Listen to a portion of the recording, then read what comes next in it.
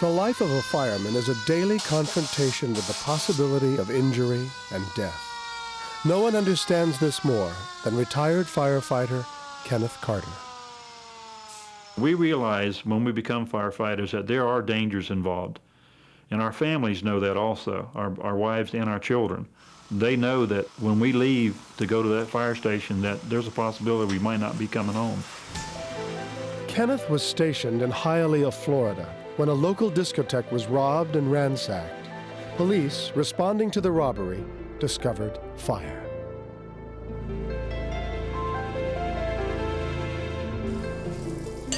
We had just settled down after doing the dishes after dinner. We were hoping for a quiet night, but we didn't get that. At 1700 hours, the alarm sounded. When we do go to the truck, we really don't know where we're going.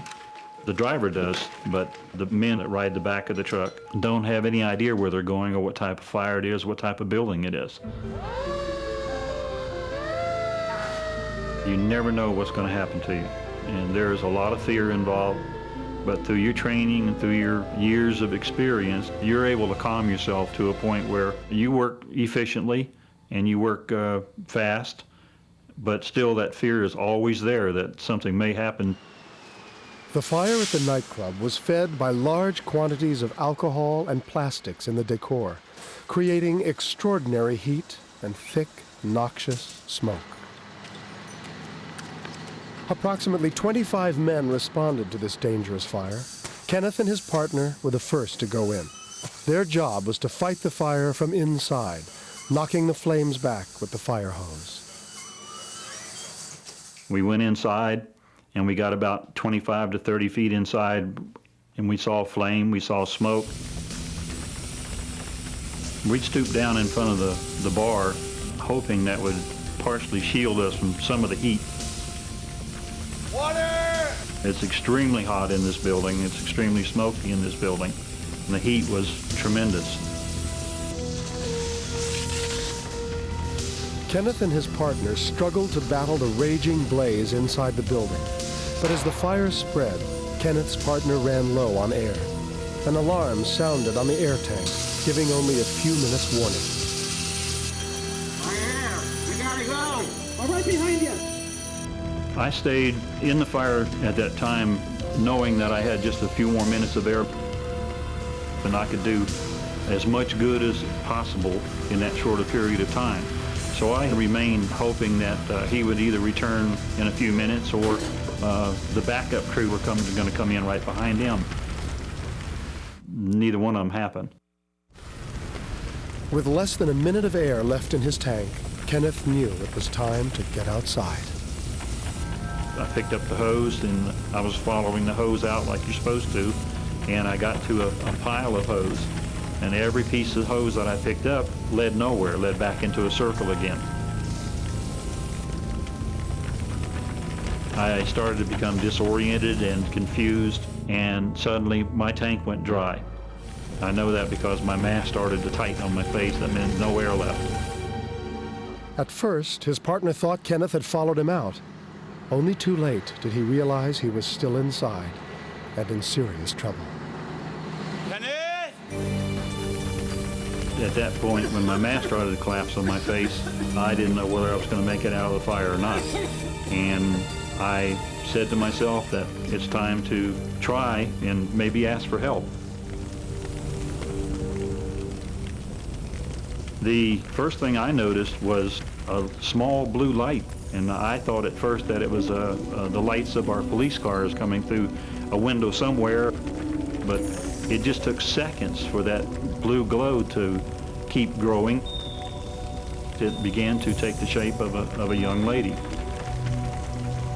And she looked at me, and I looked her right in the face. And I said, if you're here to take me, then I'm ready to go.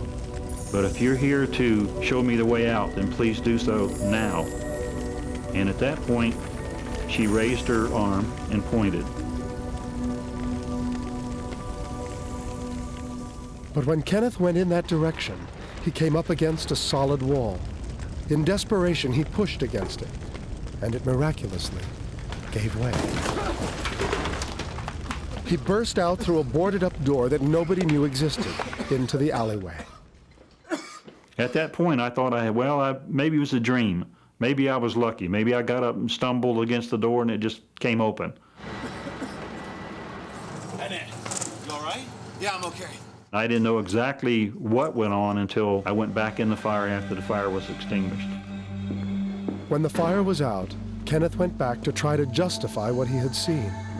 When he looked at where the vision had appeared to him, he found a white, concrete pillar. And I said, well, that's what I had to see, still denying what I had seen. But I did go over to the post. Now, after a fire of this intensity, everything is still extremely hot. It's hot for hours. When I reached up and I touched the pole was ice cold. And as I stood there, a faint blue light started to form beneath my hand.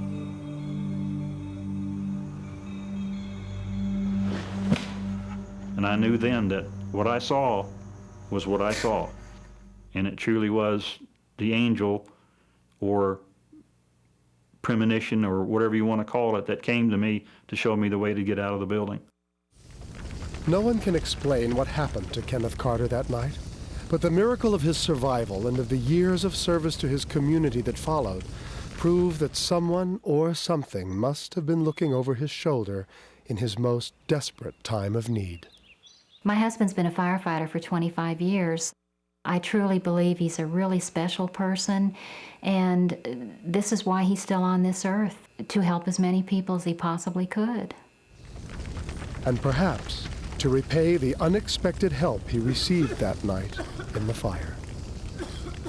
The image that I saw that evening, the person I call my angel, she was real dark hair. She had a very, very serene face. And in fact, she never changed her expression, but it was so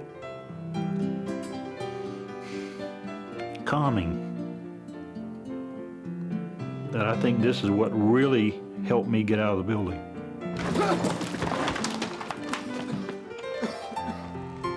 I feel that everybody's got a guardian angel. And I think when I called for help that she was sent and she was my guardian angel. Whenever I find myself in a hard spot, I sort of picture her again to bring me back from that hard spot.